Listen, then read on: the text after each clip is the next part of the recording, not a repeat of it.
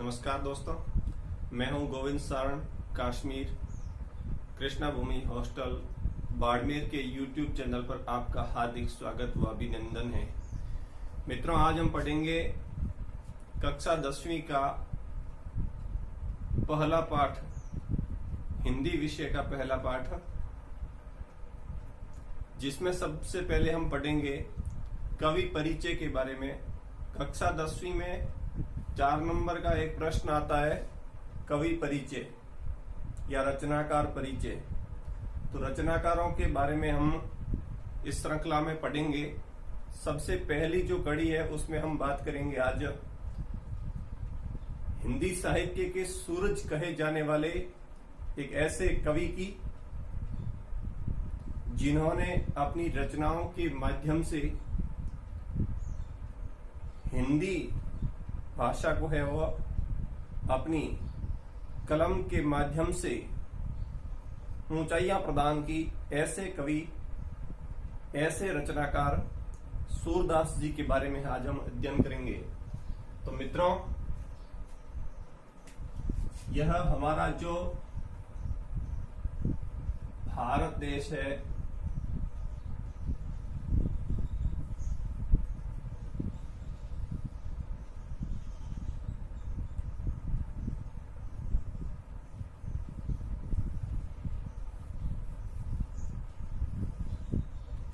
इसमें यहां पर एक राज्य पड़ता है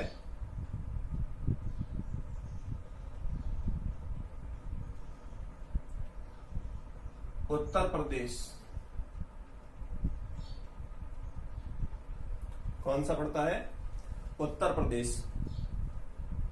उत्तर प्रदेश का जो पश्चिमी क्षेत्र है, उत्तराखंड का थोड़ा क्षेत्र, दक्षिणी क्षेत्र, हरियाणा का कुछ क्षेत्र और राजस्थान का पूर्वी क्षेत्र व उत्तर प्रदेश का पश्चिमी भाग, ये जो भाग है, इस भाग को जाना जाता है ब्रज के क्षेत्र के नाम से, ब्रज क्षेत्र के नाम से जाना जाता है। इस क्षेत्र में उत्तर प्रदेश, जो वर्तमान का उत्तर प्रदेश राज्य है, इसमें यहां पर पड़ता है आगरा,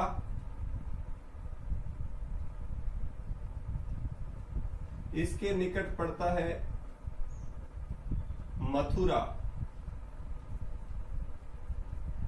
इन दोनों नगरों के मध्य एक ग्राम स्थित था जिसका नाम था रुनकता। रुनकता ग्राम में विक्रम संवत 1540 को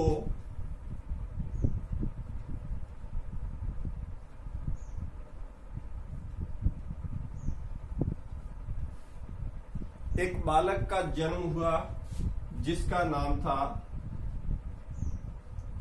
सूरदास। क्या नाम था? सूरदास। इनके पिता का नाम था रामदास। इनकी माता का नाम था जमुना दास। क्या नाम था? जमुना दास। इनका जन्म एक सारस्वत ब्राह्मण परिवार में हुआ था। सारस्वत ब्राह्मण परिवार में हुआ था। किस परिवार में हुआ था? सारस्वत ब्राह्मण परिवार में हुआ था, ऐसा माना जाता है।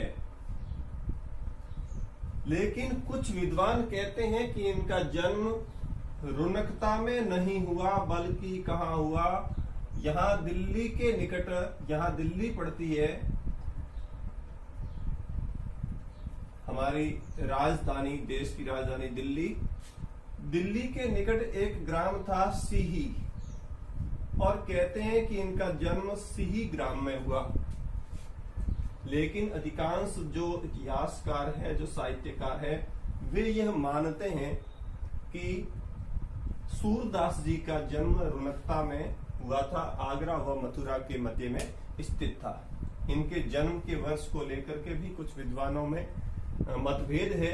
कुछ विद्वान विक्रम संवत 1535 के आसपास इनका जन्म मानते हैं और कुछ कहते हैं कि इनका जन्म 1540 विक्रम संवत के पास में हुआ था।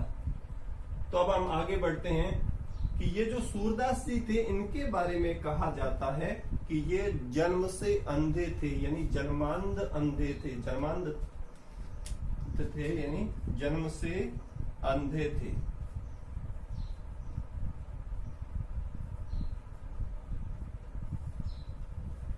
सूरदास जी के बारे में कहा जाता है कि जब ये 6 वर्ष के थे तब इन्होंने सगुन बताने प्रारंभ कर दिए थे।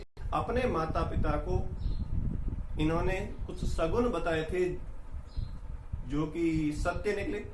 तो इनके माता पिता बड़े चकित हुए और आसपास में इनकी ख्याति निरंतर फैलती चली गई और ये कुछ वर्षों बाद में अपना घर छोड़ करके वहां से चले गए। गऊ घाट नामक स्थान पर वे रहने लगे। वहां पर इनकी मुलाकात इनके गुरु से होती है और गुरु का नाम था वल्लभाचार्य। क्या नाम था? वल्लभाचार्य। वल्लभाचार्य भी सूरदास जी से बड़े प्रभावित हुए। इनकी जो सोचने की, समझने की और लिखने की जो कला थी उससे बड़े मंत्रमुग्ध हुए। वल्लभाचार्य है वो इनसे बड़े प्रभावित हुए और इनके 8 शिष्यों में इनको शामिल कर लिया गया। तो अब सूरदास जी की बात की कहते हैं कि एक दिन सूरदास जी कहीं जा रहे थे तो रास्ते में एक अंधेरा कुआं था, अंधकूप जिसे कहते हैं, और वे उस अंधेरे कुएं के अंदर गिर जाते हैं। गिरने के बाद में वे 6 दिन तक वहीं उस कुएं के अंदर पड़े रहे और अपने इष्ट भगवान कृष्ण को याद करने लगे, भगवान के बाल रूप को याद करने लगे और भगवान श्री कृष्ण ने उन्हें कुएं से कहते हैं बाहर निकाला। और जब इन्होंने सोचा कि प्रभु मेरे सामने हैं तो इन्होंने मन ही मन विचार किया कि मेरे भगवान आज साक्षात मेरे सामने खड़े हैं लेकिन मैं उनके दर्शन नहीं कर पा रहा हूं। यह बात भगवान श्री कृष्ण ने अपने अंतर मन में ज्ञात की तो उन्होंने साक्षात दर्शन दिए और उनकी आंखें खोल दी। लेकिन सांसारिक जीवन जब उन्होंने देखा और सांसारिक जीवन में देखते उन्हें लगा कि ये सांसारिक जीवन है वो कितने इसमें पाप भरे हुए हैं, सांसारिक जीवन में बहुत सारे पाप है, ऐसे अन्याय हो रहे हैं, ये मैं अपनी आंखों से नहीं देख सकता। ऐसा करके उन्होंने भगवान श्री कृष्ण से पुनः आराधना की कि मुझे मेरे जो ये आपने जो नेत्र दिए हैं ये वापस छीन लो, मुझे ये सांसारिक पाप वाला संसार नहीं देखना है। तो भगवान श्री कृष्ण ने उनके नेत्रों को पुनः बंद कर दिया था। तो इसके बाद में ये सूरदास जी जो थे वे हमेशा कृष्ण भक्ति में लीन रहा करते थे और भगवान श्री कृष्ण का और उनकी प्रेयसी राधा का इन्होंने अपनी रचनाओं में है वो वर्णन किया है और ऐसा भावपूर्ण चित्रण किया है जिनको पढ़ करके, जिसको सुनकर के आज के जो वर्तमान समय के साहित्यकार हैं, हिंदी जगत के साहित्यकार हैं, हिंदी जगत के जो कवि हैं, वे कहते हैं कि इतना अच्छा और इतना सुंदर और इतना जीवंत जो वर्णन इन्होंने किया है यह एक अंधा व्यक्ति कतई नहीं कर सकता। इसलिए ये मानते हैं कि सूरदास जी जन्मांध नहीं थे, यानी जन्म से अंधे नहीं थे। तो इनकी प्रमुख जो रचनाएं हैं वह 3 रचनाएं हैं। अब है सूरदास जी की रचनाएं। सूरदास जी की प्रमुख 3 रचनाएं हैं। नंबर 1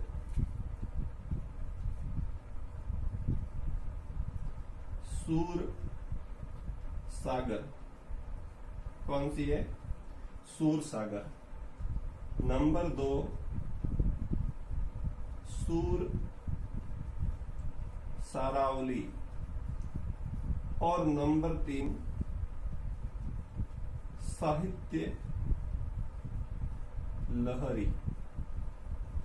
तो ये इनकी प्रमुख 3 रचनाएं हैं।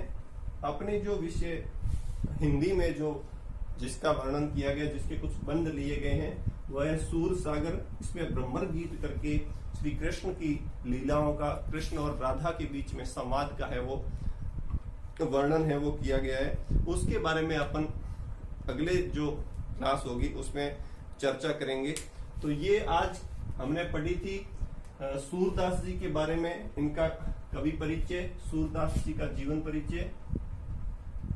एक बार पुनः अपन इसको दोहराएंगे।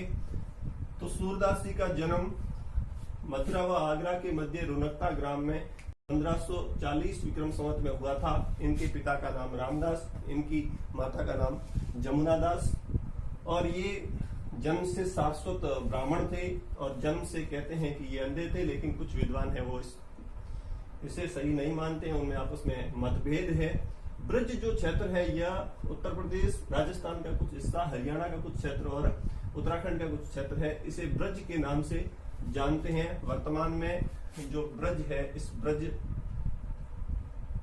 प्रदेश की मान्यता देने के लिए है वो वहां की जो लोग है वो प्रयासरत है। यहाँ की एक प्रमुख बोली थी, भाषा थी, जिसे ब्रज भाषा के नाम से जाना जाता है। और सूरदास जी ने जो अपना साहित्य लिखा वह कौन सी भाषा में लिखा? ब्रज भाषा में लिखा। कौन सी भाषा में लिखा? ब्रज भाषा में लिखा। तो इनकी जो प्रमुख भाषा थी वह कौन सी थी? ब्रज भाषा।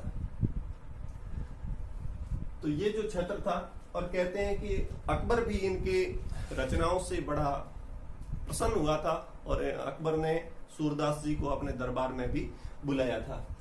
तो सूरदास जी है वो 1540 में इनका जन्म होता है और रुनकता ग्राम में होता है। लेकिन कुछ साहित्यकार हैं वो कहते हैं कि इनका जन्म सिही ग्राम जो दिल्ली के निकट था वहां पर हुआ था। इनके गुरु का नाम वल्लभाचार्य था और इनकी प्रमुख 3 रचनाएं थी, सूर सागर, सूर सारावली, साहित्य लहरी।